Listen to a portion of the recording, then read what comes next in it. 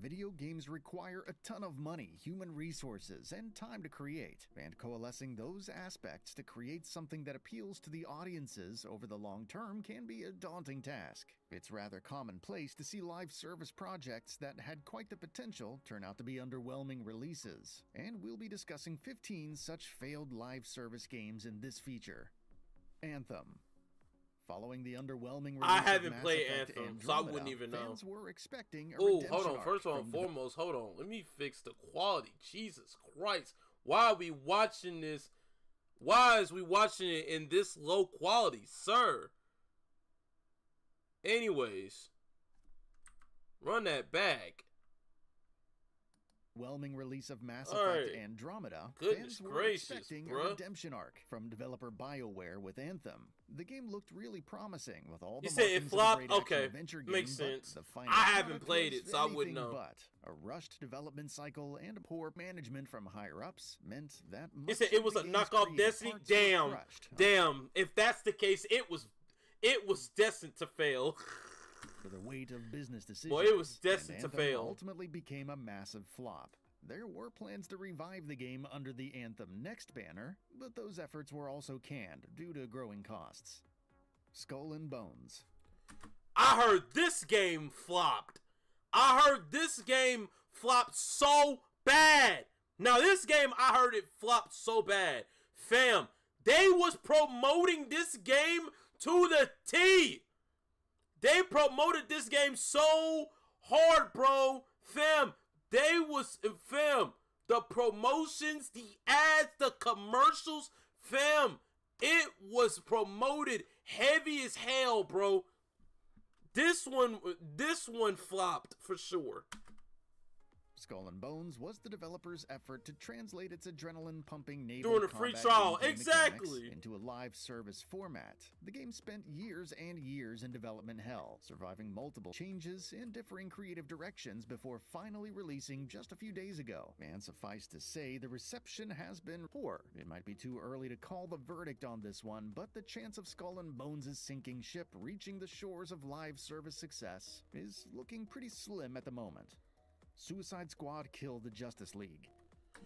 I feel like that's a personal preference thing, because some people actually enjoyed Suicide Squad, others didn't. I feel like this is just a personal preference type of thing.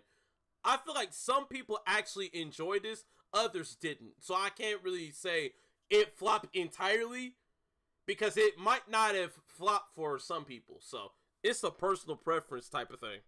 But I could be reaching though. When Rocksteady announced Suicide Squad killed the Justice League, it felt like a natural evolution of the ideas we saw in Batman Arkham games. The prospect of playing as the anti-villains and engaging with the game over the long term was pretty tantalizing, but the first look at the uninspired gameplay more or less set the course for what was ultimately going to be a train wreck. And to not much surprise, Suicide Squad also launched. Nah, this game was a flop unless you got this free. It was a flop. The kills made no sense. Yeah, I ain't gonna lie. No, the kills towards the bosses, yeah, it made no sense at all. Yes, that's actually true. That's actually true. And most fans have already lost interest in the game just a couple of weeks after launch. Facts. Marvel's Avengers. Major flop. I played this game my damn self. This was back in the PS4 days. This one flopped horribly.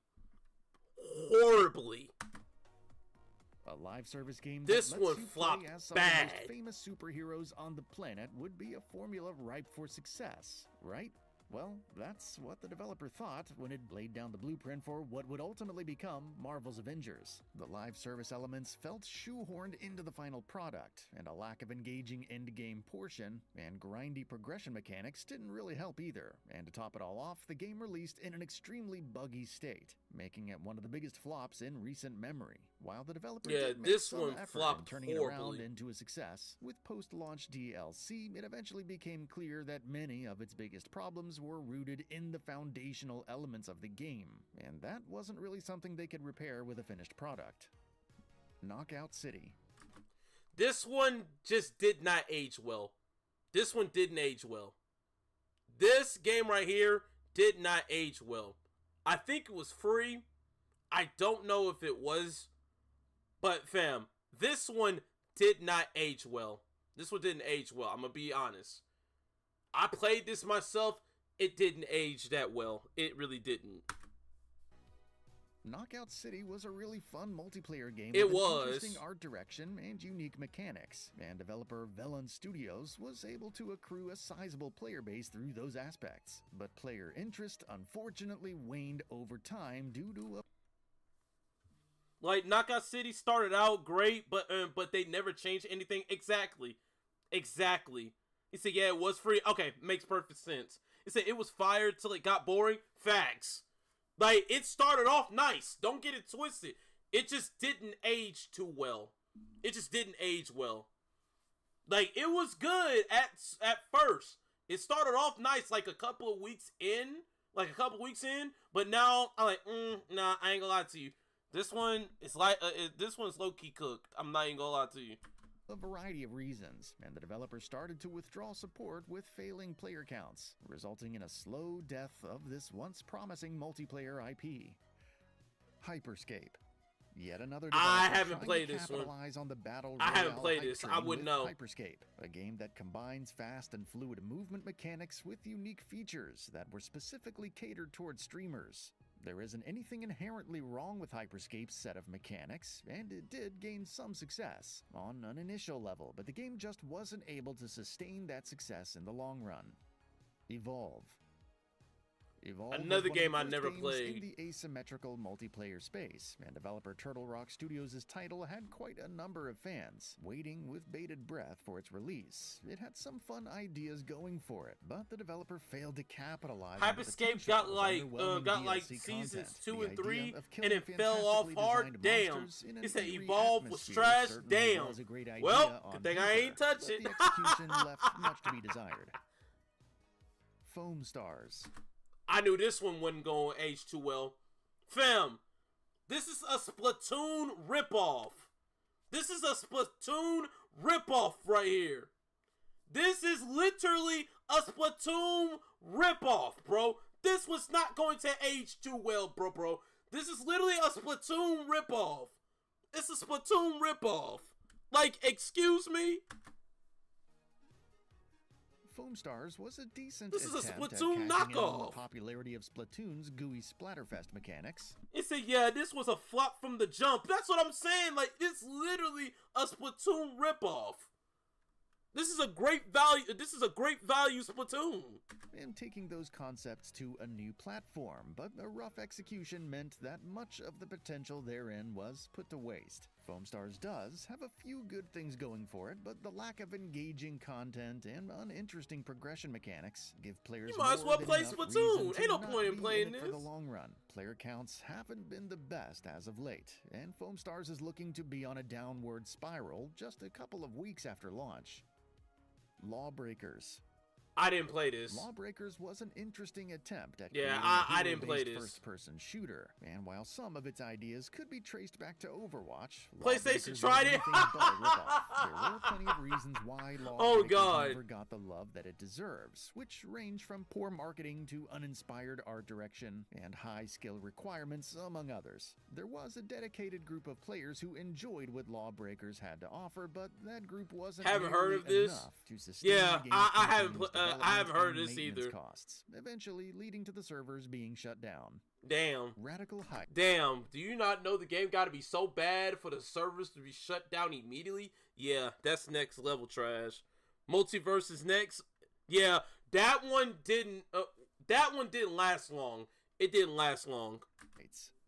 The Radical insane Heights, success of I never Fortnite played that. caused a lot of developers to quickly rush into the battle royale genre. Listen, if I'm right, I'm gonna be This mad. newly discovered pie, and developer Boss Key Productions' Radical Heights was one of those shameless attempts. It was a game that could barely pass off as a minimum viable product, and the fact that it lacked any sort of creativity meant that it was dead as soon as it launched. Well, it looked like a whole simulator.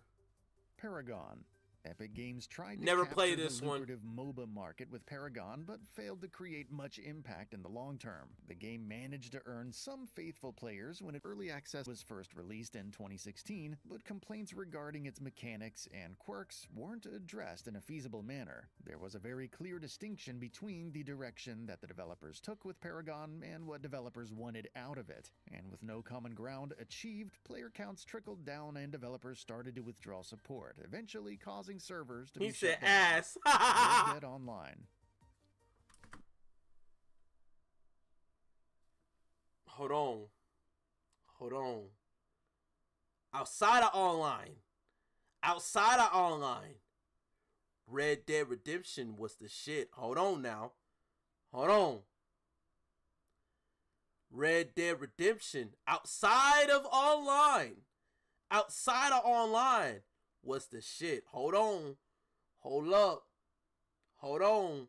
Wait a minute. Hold on. Wait a minute now. Hold on. Red Dead outside of online, it was fire. It was fire. I can't speak on the online. That's why I said, hold on now. Wait a minute now. Wait a minute now. Wait a minute, player. That's what I'm saying. Like, Red Dead Online was good. Hey, I wouldn't know because I never played it. He said, but it did die out quick. It makes sense. And I feel like the reason being is because you already got GTA 5 online. So there was no purpose of having Red Dead Online. There was no purpose of that when you already got GTA 5 online. You know what I'm saying? So from an offline perspective, definitely I recommend Red Dead for sure. Definitely recommend Red Dead from an offline experience. But from an online, unfortunately, it'll have to go to GTA. It said Rockstar burnout on God. But it did die out quick. It did. It most certainly did. Like, I never imagined playing Red Dead online for real. Like, if I'm going to play anything Rockstar online-wise, I'll play GTA. But from an offline, I'll definitely play Red Dead for sure. Red Dead Redemption 2 is an undisputed masterpiece, and it continues to stand as a towering achievement for storytelling in video games. It is pretty sad, then, that the online component of the game can't be praised on a similar level. And a lot of that could be blamed on the developers' inability to drop meaningful content updates to keep players hooked in the long run. It said, y'all hear that they may be pushing GTA 6 back until 2026? Yes, I have heard that. Now, mind you, if they're only doing this just to make sure the game is God tier peak gaming, then I'm not mad about them pushing it. I'm not mad about it being pushed. Because we're not finna sit here and deal with another Cyberpunk experience. We're not finna do that. Where people were so anxious of Cyberpunk to come out and play, and then when you got the game, it got so buggy and bad that the digital version was no longer on the PlayStation Store. We're not finna deal with that. So if you have to push it back an additional year just to make sure that it is peak, then I'm supporting it. Then I'll support it for sure. Like, that's all I'm saying. It said they're doing it to some employee issues, like losing employees. I don't know. But yeah, so if they do push it back to an additional year just to make sure that it's peak, then okay, then I'm all for it. I'm definitely for it. Because we cannot have another Cyberpunk 2077 episode. We just can't do it. And then the game dies out completely after it. Like, you can't mess this up. So, if you need an extra year to figure something out, then I'm here for it. I'm here for it. Runaway success of Grand Theft Auto 5's online component meant that RDO was mostly kept on life support, and that eventually led to player counts dropping, and it ultimately turned out to be a failure. Rocket Arena. Rocket Arena I never was played yet this. another attempt I by never EA played to this. cash in on the popularity of gaming trends, and the developer tried to take on the team-based mayhem of Overwatch with a few tricks up its own sleeve. Rocket Arena had somewhat of an interesting art style and compelling mechanics, but it also had an equal share of glaring issues, ranging from game balance to progression and lack of content, among others. Players quickly lost interest in the game soon after its release. Hold on. I hope it's not like that one game that was on development for 10 years and then flop on release and the company shuts down. That's what I'm saying. Like, fam, if you need additional year or so to make sure your product is peak, then okay, then cool. I'm not against it. I'm not against it, because the last thing you ever want to do is drop the game and the game is not finished, and then day number 1 people starts to complain. Boy, when I sit here and say the complaint, I'm gonna tell you this right now: Twitter or X, whatever you want to call it, will be on a frenzy. It would literally be on a frenzy. Everybody is on Twitter finger mode. Everybody's going to be complaining about it. Everybody's going to be complaining about it. Seriously, bro. Like, you cannot fuck this up at all. You just can't. You just can't. You can't. He said Rocket Arena was alright, but I got bored after like 15 matches. Damn. Causing a premature end to what could have been a promising IP. Battlefield 2042. I only heard this game is only better when you're playing with friends, which is one of the reasons why I did not buy 2042. It's only better when you're playing with your friends for real. Just saying. Just saying. It's only better to play it with your friends. Other than that, yeah, I can understand it flopping. I can understand that one flopping. Now, I will say, I mean, Battlefield was ass. Yeah, I can understand that. Now, we ain't saying all of them are bad. We can't say all of them. We can't say all of them. There are a decent handful that was, it was cool. It was cool when it lasts, but it just didn't really age too well. So, I can understand that at the very least. I can never understand that at the very least. But other than that, nah, I'm cool. But nah, I'm cool. Battlefield 2042 was an ambitious project that tried to turn. He said 2042 was ass. Yeah, I can understand that. Format, but I can understand that. Stellar execution plan made it one of the biggest failures that the long-running genre has seen to date. A missing single-player campaign, basic communication features, and a general lack of content are just the tip of the iceberg when it comes to Battlefield 2042's buffet of problems. And players quickly took note. Sales were obviously much lower than projected numbers, and those who did get into the game didn't stick around for much longer. The Culling. I never played this. The Culling is yet another attempt by I never played this. He said after Battlefield 1, they should have did something different. That's what I'm saying.